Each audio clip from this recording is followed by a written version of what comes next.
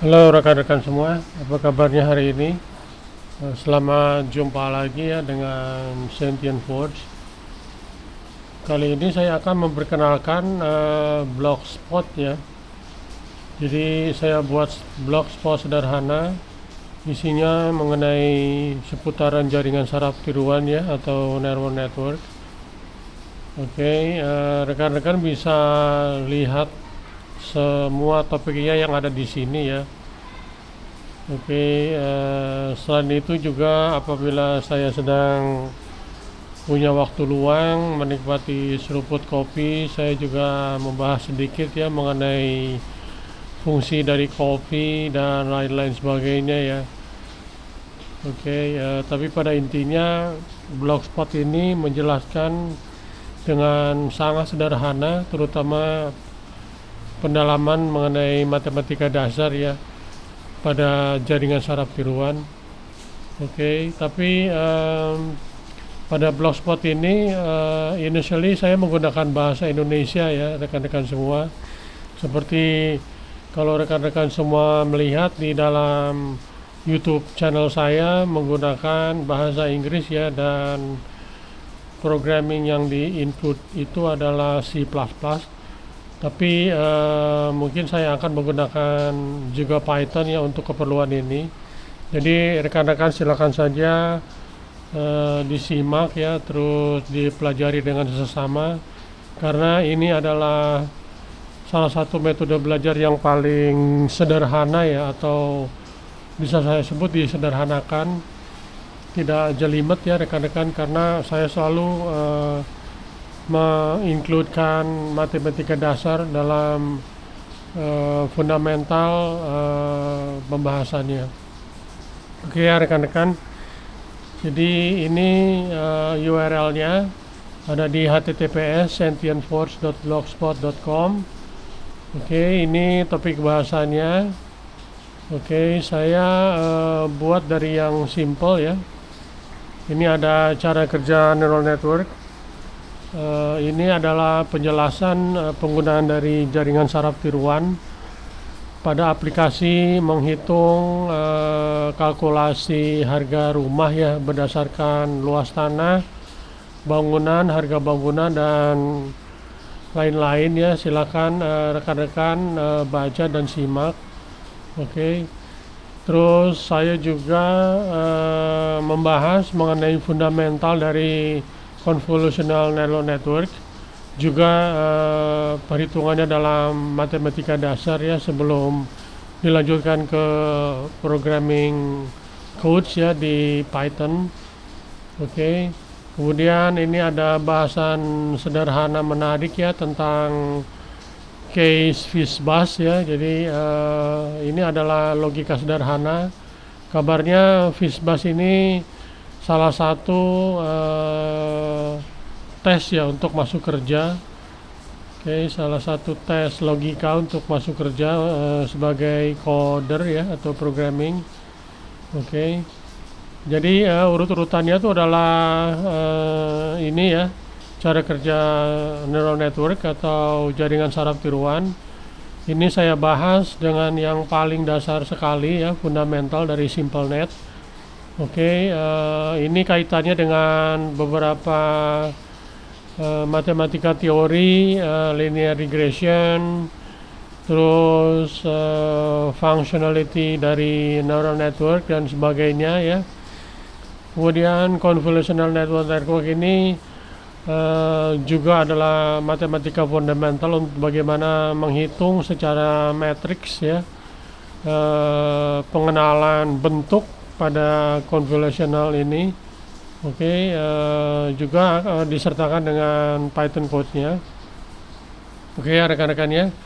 Nah sekarang sebelum saya lanjutkan ke dalam aplikasi lain ya, saya juga akan memperkenalkan ini jadi rekan-rekannya. Jadi saya juga membuka training ya, training sederhana, training basic ya. Sebenarnya ini fundamental karena saya menekankan kepada fundamental ya, teori dan aplikasi fundamental sebelum melanjutkan ke jenjang intermediate ataupun advance ya, bagi rekan-rekan semua yang sedang belajar khususnya di jenjang sekolah menengah atas ya. Saya membuka kelas mengenai ada 3 di sini ya. Yang paling fundamental itu adalah ini ya. Jadi ini adalah fundamental algoritma pemrograman ya. Jadi sebelum kita buat program, kita belajar dulu dasar-dasar logika ya. Oke, terus apa itu brain mapping. Terus kita juga bahas dasar-dasar pemrograman Python ya khususnya ya, menggunakan dasar-dasar logika ini. Oke, dan aplikasinya adalah matematika dan games sederhana ya rekan-rekan. Oke, nah bagi rekan-rekan atau adik-adik semua yang hobi dalam menulis, kemudian ingin menuliskannya ke dalam blog ataupun website, saya juga membuka kelas training ya. Ini, jadi saya di sini akan membahas bagaimana website atau blog site itu bisa ada di dalam Google SEO. Oke, semuanya gratis ya, tidak berbayar. Kemudian bagaimana kita mengoptimalisasinya dengan membaca analitik ya dari Google Analytics. Ini akan dibahas di dalam training dan pelatihan ini. Oke ya rekan-rekan, ini harga-harganya ya dalam satu paket Benerlink.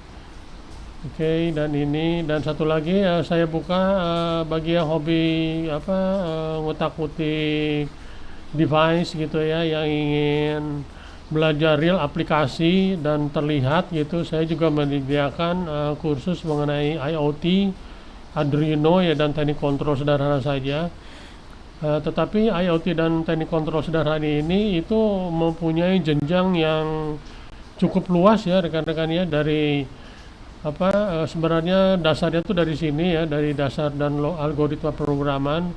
Cuman ini dituangkan ke dalam bentuk coding ya di high level language. Tetapi ini di dalam IoT kita juga menerapkan aplikasi dasar-dasar logika dan algoritma ya untuk membuat aplikasi di dalam IoT ataupun di Android di Arduino ya rekan-rekannya. Oke. Nah, IoT ini sebetulnya perangkat modern yang kecil ya, sederhana, tetapi dia scalable ya. Kita bisa buat dari yang paling sederhana ya, intermediate sampai dengan skala industri. Bahkan kita juga bisa buat di dalam control system yang lebih luas lagi ya, terutama di machinery control dan remote monitoring atau SCADA ya rekan-rekan ya. Jadi betul-betul saya menekankan kepada fundamental dan dasar-dasar how to do ya, dengan metodologi dan cara berpikir yang betul supaya dapat algoritma dan dasar logika kontrol yang betul ya, karena dua-dua ini sangat berkaitan erat ya rekan-rekan ya. Oke, jadi itu kemudian ini profil saya ya. Saya sudah lama bergerak di bidang engineering ya, terutama di automation dan control. Oke, tapi sekarang saya melibatkan diri untuk membuat tulisan, berbagi ilmu, berbagi pengalamannya kepada rekan-rekan semua ya, terutama adik-adik yang sedang belajar di SMA ya, atau SMP lah ya gitu. Oke rekan-rekan ya, jadi semoga ini bisa membantu untuk mencerna, menyederhanakan sesuatu yang kompleks ya menjadi sangat sederhana gitu ya, karena di dalam jaringan saraf tiruan ini itu sebetulnya dimulai dari persamaan linear sederhana ya rekan-rekannya. Persamaan linear sederhana itu kan kalau tidak salah sudah dipelajari sejak SMA kelas 1 ya kalau tidak salah ya rekan-rekannya. Oke, tapi waktu kita belajar di matematika jaringan di persamaan linear sederhana. Terkadang kita tidak tahu penggunaannya ya, padahal itu betul-betul digunakan sebagai fundamental untuk menghitung prediksi pada jaringan saraf tiruan ini. Oke, nah bagaimana aplikasinya? Silakan rekan-rekan dan adik-adik semua ikuti ya di dalam blogspot ini. Oke, ya, apabila ada pertanyaan atau berminat untuk mengikuti salah satu training ini, silakan email ini ya, emailnya. Oke, nah saya perlu tekankan lagi di sini bahwa di dalam training ini itu adalah tatap muka ya, jadi tatap muka online. Jadi tidak prefer menyediakan video kemudian rekan-rekan atau adik-adik semua tinggal lihat video ya. Tidak ya, tapi saya betul-betul akan bertatap muka online, dan apabila diperlukan nanti kita akan buka sesi untuk offline ya. Jadi kita ketemu, kita bahas suatu permasalahan. Oke, gitu ya rekan-rekan dan adik-adik semua, silakan diikuti ya. Oke ya, jadi sekarang saya akan menjelaskan aplikasi jaringan saraf tiruan pada bioteknologi ya, namanya CRISPR ini, CRISPR Cas9. Mengenai teori ini silakan dibaca di sini ya, di sini saya ada lengkapnya. Oke. Jadi yang berminat ya di dalam biologi molekuler, ini adalah prinsip-prinsip dasar sederhana ya, bagaimana kode cacat DNA itu bisa diperbaiki ya dengan metode CRISPR ini dengan Cas9. Oke, tetapi pada pembahasan kali ini kita tidak akan belajar penuh ke dalam ya bagaimana CRISPR itu dilakukan ya, terus bagaimana interaksi biomolekuler ataupun chemical reaction ataupun biological knowledge di dalamnya. Kita tidak akan mendalami sampai di situ, tapi kalau rekan-rekan atau adik-adik semua ingin mengetahui lebih lanjut, silakan, ini ada tulisan ya. Ini adalah dasar-dasar bagaimana CRISPR dan Cas9 itu dilakukan gitu ya. Tentunya pada teknologi ini ada vendor ya di luar sana yang betul-betul concern terhadap rekayasa genetika ini ya. Oke, sebenarnya ya mungkin ini salah satu rekayasa genetik ya, tapi sebenarnya ini adalah lebih dekat ke apa itu namanya perbaikan kode DNA ya, mungkin karena cacat bawaan gitu ya atau suatu hal, dan akhirnya selnya jadi tidak betul gitu ya. Jadi ini adalah salah satu teknik atau metodologi. Oke, nah apa kaitannya dengan jaringan saraf tiruan ini? Nah, jaringan saraf tiruan itu sebetulnya hanya akan memprediksi ya seberapa valid ya atau seberapa sukses kita melakukan ini gitu ya pada cacat kode tertentu. Oke. Nah, tentunya di rantai DNA itu kan panjang sekali ya rekan-rekannya, mungkin ada triliunan atau ya tidak berhingga gitu ya.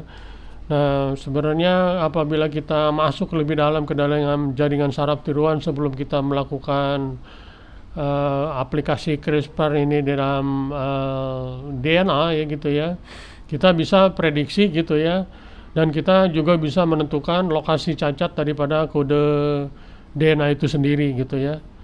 Oke rekan-rekan ya, oke, jadi sebelum kita bahas lebih lanjut, terus sebelum kita bahas ke dalam aplikasi Python code ya, saya akan menjelaskan sedikit ya apa itu CRISPR Cas9. Oke, dan kita akan strong point membahas bagaimana kode itu kita potong dan kita tempel gitu ya, dan seberapa besar kemungkinan berkeberhasilannya, dan ada di titik mana saja itu kode yang salah gitu ya, dan bagaimana ini melakukannya. Tentunya ini akan dilakukan oleh tenaga para ahli gitu ya. Oke, tapi kita harus tahu dulu sedikit ya supaya jelas algoritma di dalam melakukan pemotongan dan penempelan kode DNA baru ini. Ya rekan-rekan ya. Oke, mari kita mulai ya. Jadi struktur DNA itu adalah seperti ini ya rekan-rekan ya. Oke, dia punya penyangga gitu ya, penyangga.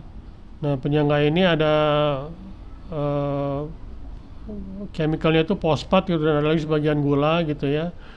Nah, tetapi ini kan rantainya panjang sekali gitu ya. Ini saya ambil dalam satu nukleotida saja gitu ya. Jadi satu pasang nukleotida itu adalah satu pasang struktur bond ini dan kode genetik di dalam sini gitu ya. Nah, bagaimana kita melakukan rekayasa kode genetik ini? Nah, ini itu adalah gugus nitrogen ya rekan-rekan ya. Jadi gugus nitrogen ini kayak resleting gitu ya perumpamannya, kita bisa buka ini gitu ya. Nah, bagaimana membukanya? Nanti kita akan lanjutkan ke dalam sini gitu ya, ke pembahasan lebih lanjut ini. Tapi sebelumnya saya akan menjelaskan ya bagaimana kode itu disusun dan bagaimana kode itu salah salah apa namanya salah atau cacat gitu ya, dan bagaimana kode itu diperbaiki dengan kode yang baru gitu ya rekan-rekannya. Nah, sekarang kita akan fokus ke dalam gugus nitrogen ini ya, karena gugus nitrogen ini itu akan berisi 4 kode gitu ya. A, T, G, C. A itu adenin gitu ya, thymine dan guanin dan cytosine gitu ya. Tapi kita tidak akan apa namanya kita tidak akan fokus ke dalam sini gitu ya, karena ini adalah hanya struktur bond saja. Tetapi yang kita bisa rekayasa atau yang kita bisa gunting dan tempel itu adalah struktur dari ATGC ini. Oke rekan-rekan ya. Nah itu nomor satu. Kemudian nomor dua. Nah ini adalah features ya dari DNA ya. Jadi feature itu adalah bahwa adenin gitu ya, thymine, guanin dan cytosine itu akan selalu berpasangan rekan-rekannya. Nah itu yang harus kita perhatikan. Jadi bagaimana dia berpasangannya, bahwa adenin itu akan selalu berpasangan dengan thymine dan guanin itu akan selalu berpasangan dengan cytosine. Oke. Nah, dimanapun dia di dalam struktur DNA ini, ikut dua-dua itu akan selalu berpasangan. Jadi A dengan T, G dengan C gitu ya. Nah, apa itu cacat genetik atau cacat DNA ya? Nah, pada satu dan lain hal gitu ya, mungkin karena cacat genetik turunan gitu ya, atau dari rekayasa virus atau dan lain sebagainya. Nah, kode-kode ini akan berubah nih rekan-rekan ya.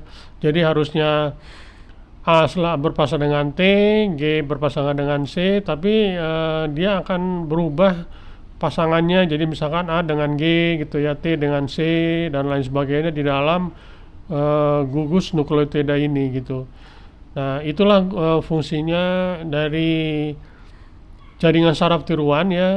Dia akan mencari merunut gitu ya, atau mungkin kita bisa sebut juga kode sequencer ya. Nanti si jaringan saraf tiruan akan mencari kode-kode pasangan yang salah ini ya gitu ya. Nah kemudian apabila sudah ketemu, nanti tools, kita bisa sebut tools ya, CRISPR dan Cas9 ini menempel di sini gitu ya.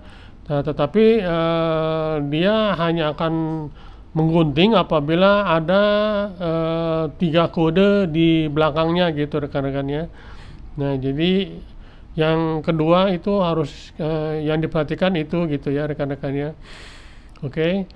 Nah bagaimana cara kita memotong kode DNA ini? Nah kita bisa lihat ke sini gitu ya rekan-rekannya. Nah ini adalah teknologi lengkap ya mengenai biomolekular, tapi kita tidak akan fokus ke sini, kita fokus saja ke sini gitu ya. Nah, jadi nanti di dalam jaringan saraf tiruan kita akan buat 2 metode sampel. Yang pertama kita sudah tentukan kode cacat DNA-nya dan kita sudah tentukan posisi kode yang salah gitu ya. Dan nanti jaringan saraf tiruan akan mengkalkulasi berapa persen tingkat keberhasilannya apabila ini kita gunting dan kita tempel gitu ya rekan-rekannya. Oke, nah yang aplikasi yang kedua itu adalah kita akan mengaplikasikan jaringan saraf tiruan ini, tetapi target kodenya kita tidak tahu ada di mana gitu ya. Nah, itu tugasnya jaringan saraf tiruan nanti akan menentukan posisi kode yang salah gitu ya. Dan dari kode yang salah itu nanti dia akan memprediksi ya tingkat keberhasilan dari operasi CRISPR-Cas9 ini gitu ya rekan-rekannya. Nah, tadi kita sudah bahas ya bahwa A itu akan selalu berpasangan dengan T, G berpasangan dengan C gitu ya rekan-rekannya. Nah, ini saya akan perjelas ya bahwa nanti pada aplikasi kita pertama akan menentukan berapa persen tingkat keberhasilan ya dari operasi CRISPR-Cas9 ini. Sehingga ini tuh adalah semacam GPS gitu ya, dia terdiri 20 code. Jadi 20 code ini dia akan jalan-jalan terus di sepanjang kode sequencer ya di dalam DNA ini. Kemudian apabila dia menemukan pasangan yang salah, dia akan berhenti nih, akan stop gitu ya. Oke, tapi sekali lagi di dalam satu sgRNA ini terdiri dari 20 kode kode sequence gitu ya rekan-rekannya. Nah, kemudian si gunting ini dia kan harus memotong gitu ya rekan-rekannya. Nah, bagaimana dia harus memotong kode genetik yang salah? Nah, dia itu harus ada tiga kode di belakangnya gitu ya. Nah, jadi si sgRNA ini dia akan cari gitu ya sampai ketemu kode yang salah. Tapi dia akan melihat nih tiga kode di belakangnya. Apabila tiga kode di belakangnya dia sudah ketemu, dia akan menempel, kemudian dia akan menggunting per 20 per satu sequence ini gitu ya, per satu sequence 20 code ini mana yang salah, kemudian dia potong, kemudian secara rekayasa teknologi ya, ini akan disisipkan kode yang betul gitu rekan-rekannya. Oke. Jadi sekali lagi kita tidak akan masuk lebih dalam ke dalam biomolekuler ya, kita tidak masuk ke dalam bagaimana ini dilakukan oleh para ahli ya, tapi kita hanya akan membahas jaringan saraf tiruannya saja, oke, tingkat keberhasilannya saja, dan kita akan menentukan posisi kode genetik yang salah gitu di dalam rantai nukleotida ini. Kayak gitu ya rekan-rekannya. Sampai sini apabila ada yang tidak jelas silahkan ditanya di dalam kolom komentar gitu ya rekan-rekannya. Oke ya. Jadi kita harus ingat ya, kita akan pakai kode 20 ini. Oke. Di dalam kode genetik ini. Oke, pertama itu, terus yang kedua kita akan menentukan di mana posisi kode yang salah ya di dalam untayan DNA kode ini. Oke. Tentunya dengan dengan asumsi di dalam satu rantai ini ada ciri khas 3 kode genetik ini yang salah gitu ya. Nah, di dalam 3 genetik yang salah ini adalah NGG ya. Kita buat aja dia itu NGG berdasarkan dari beberapa literatur ya. Nah, bagaimana NGG ini ada? Sebenarnya itu adalah penanda dari benda asing gitu ya, atau virus atau apapun juga gitu yang menempel di dalam DNA kita. Tetapi pada saat benda asing itu sudah hilang gitu atau lenyap, dia akan meninggalkan bekas gitu ya, dari bekas ini yang berfungsi sebagai penanda gitu ya rekan-rekannya. Tapi kita hanya akan mengetahui itu saja. Oke, jadi kita akan menentukan pasangan ini gitu ya, dengan plus 3 kode ini. Kemudian dari situ nanti si jaringan saraf tiruan akan menghitung gitu ya tingkat keberhasilan dan ada berapa kode yang salah gitu ya di dalam untayan DNA ini. Oke. Nah, mungkin rekan-rekan semua bertanya ya, bagaimana kita menentukan cacat DNA ini pada struktur DNA yang begitu kompleks gitu ya. Nah, mungkin kita akan bahas sesuai dengan kemampuan dari dance ya, atau dari hidden layers, apa namanya, hidden layers jaringan saraf tiruan kita gitu ya. Nah, makin besar jaringan saraf tiruan kita, tentunya makin besar juga data yang kita bisa olah gitu ya rekan-rekan ya. Oke, tetapi kita tidak akan menggunakan eh, graphical processor unit ya untuk mengkalkulasi, untuk mensimulasikan ini. Oke, kita cukup pakai CPU saja. Jadi kita akan batasi dense ya, atau hidden layer yang ada di dalam jaringan saraf tiruan ini. Oke, berarti kita punya input 20 plus 3 gitu ya rekan-rekan ya. Nah, 20 plus 3 ini kita masukkan ke dense atau ke hidden layers ya, atau ke neuron. Karena ini 23, mungkin yang pas tuh ada di 64 neuron gitu ya, 64 neuron, terus kemudian 64 neuron, dan outputnya itu adalah satu gitu ya rekan-rekannya. Nah, itu nanti akan semua akan kita kalkulasi ya, berapa banyaknya parameter yang akan dikalkulasi oleh jaringan saraf tiruan ini. Oke ya rekan-rekannya, kebayang ya sampai situ ya. Oke, jadi itu dulu dicerna ya, tetapi jangan terlalu dalam kita membahas bagaimana CRISP teknologi ini diaplikasikan ya, karena ini tentunya kita harus sekolah pasca doktoral ya untuk mengetahui ini gitu ya rekan-rekannya. Tapi sebagai studi kasus saja untuk pengembangan jaringan saraf tiruan, kita bisa pakai kasus yang terbatas saja mengenai tingkat keberhasilan pemotongan kode DNA ini. Oke ya rekan-rekan ya, sampai situ dulu ya, jelas ya. Jadi kalau ada pertanyaan silakan masukkan di kolom komentar. Oke ya rekan-rekan ya, jadi ini URL blogspotnya saya akan bahas tuntas dengan disertakan juga matematika dasar ya, supaya rekan-rekan atau adik-adik semua mengerti betul fundamental gitu ya. Oke. Jadi itu, nah ini training-training atau pelatihan yang kita sediakan gitu ya untuk rekan-rekan semua. Okay, so if the audience use in English language, we also provide just simplify, just click this language to use English. Okay, then the page will be automatically converted into the English language. Okay, so I hope that will be helpful. Okay, so we continue now on the programming coach ya rekan-rekan ya. Oke rekan-rekan ya, itu dulu ya, sampai nanti kita ketemu lagi di pembahasan kode yang lebih lengkap atau lebih kompleks. Oke, terima kasih, sampai jumpa.